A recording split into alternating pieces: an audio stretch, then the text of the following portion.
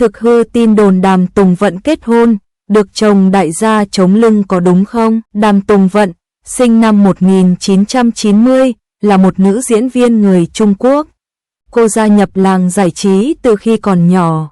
Đàm Tùng Vận sở hữu gương mặt tròn, ngây thơ và đáng yêu.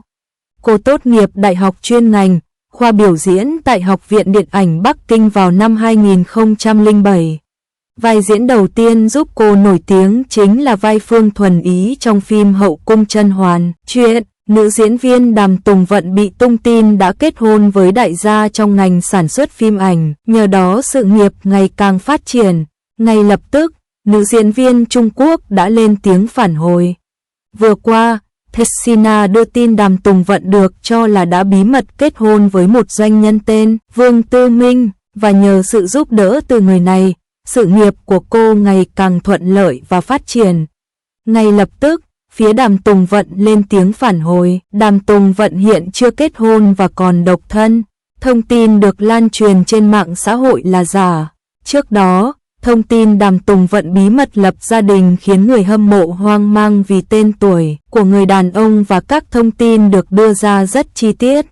Theo nguồn tin trên mạng xã hội, chồng của Đàm Tùng Vận là doanh nhân Vương Tư Minh, sinh năm 1989, chủ tịch một công ty đầu tư, sản xuất phim ảnh tại Thượng Hải, Trung Quốc.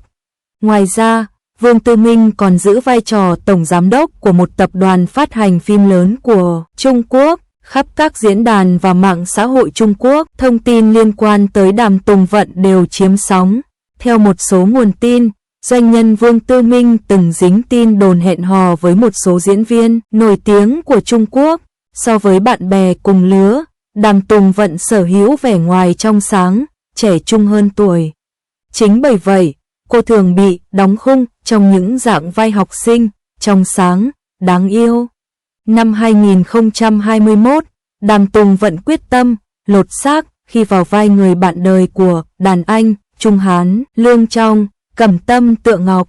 Cẩm Tâm Tượng Ngọc kể về cuộc đời thập nhất nương, Đàm Tùng Vận thủ vai một tiểu thư Trâm, anh đài các nhưng không may bị gả vào nhà của vương gia Từ Lệnh Nghi, Trung Hán Lương đóng.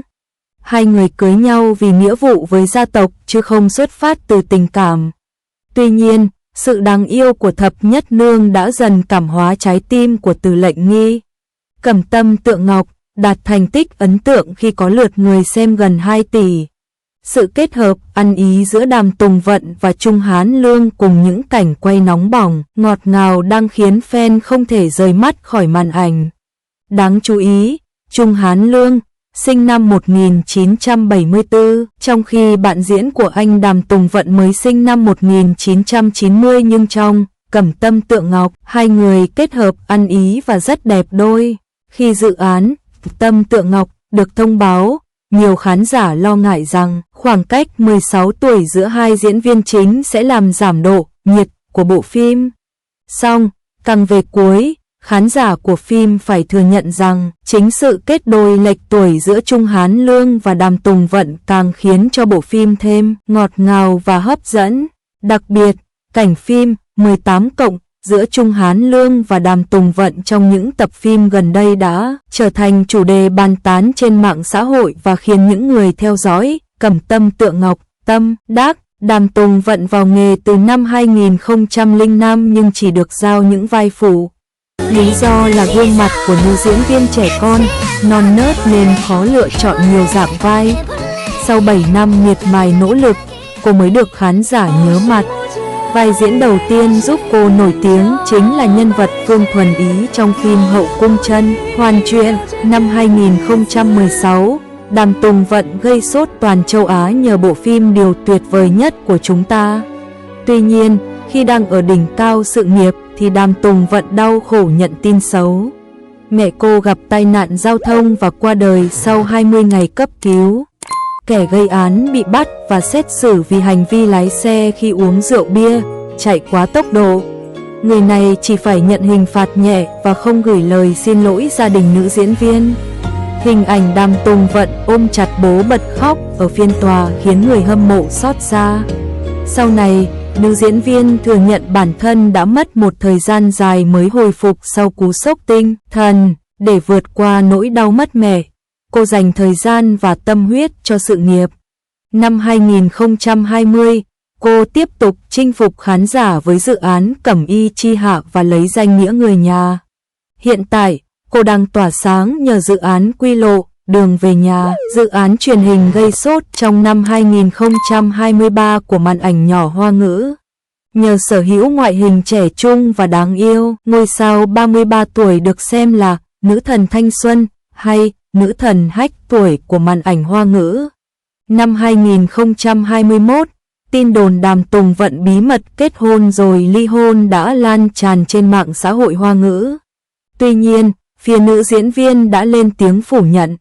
Năm 2016 là bước ngoặt lớn trong sự nghiệp của Đàm Tùng Vận khi hai bộ phim mà cô góp mặt, Thiếu nữ Toàn Phong và Điều Tuyệt Nhất của chúng ta nhận được sự quan tâm lớn từ công chúng.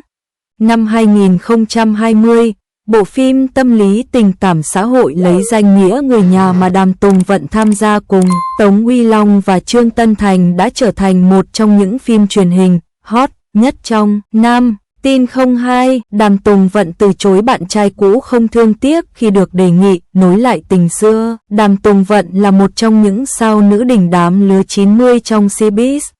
Không chỉ có diễn xuất tốt, cô nàng còn được khán giả yêu mến nhờ ngoại hình xinh đẹp, ngọt ngào như em gái nhà bên. Các dự án phim có sự tham gia của Đàm Tùng Vận cũng nhận được sự ủng hộ lớn của khán giả. Trong đó, Mùa Hè của Hồ Ly do Đàm Tùng Vận và Khương Triều đóng chính từng gây sốt thời gian dài. Trong Mùa Hè của Hồ Ly, Đàm Tùng Vận vào vai nữ chính Lê Yến Thư. Trước khi có mối tình oan gia với Cố Thừa Trạch, Khương Triều, cô từng yêu đương với Cố Cẩn Quân, Trương Hâm. Cố Cẩn Quân đã tìm đến Lê Yến Thư vì bức ảnh kỷ niệm giữa hai người. Được biết, bức ảnh này là do mẹ Lê Yến Thư mang đến cho anh ta. Khi nghe những lời Cố Cẩn Quân nói về việc mình vẫn chưa quên tình xưa, Yến Thư đã nói rằng, tôi cho anh biết, Cố Cẩn Quân, cho dù bây giờ tôi còn giữ tấm hình này cũng không liên quan gì đến anh, cho nên anh đừng suy nghĩ viển vông. Còn nữa tôi cảnh cáo anh không được gặp mẹ tôi. Sau khi nghe những lời của Lê Yến Thư, Cố Cẩn Quân đã vô cùng tức giận. Anh nắm tay cô lại và nói những lời đầy tính đe dọa. Lê Yến Thư, làm người đừng quá đáng. Tôi gặp ai là quyền của tôi, cô không có quyền ngăn cản. Còn nữa người năm đó bỏ đi không lời từ biệt là cô. Là cô sai trước vậy mà vẫn còn lớn tiếng như vậy.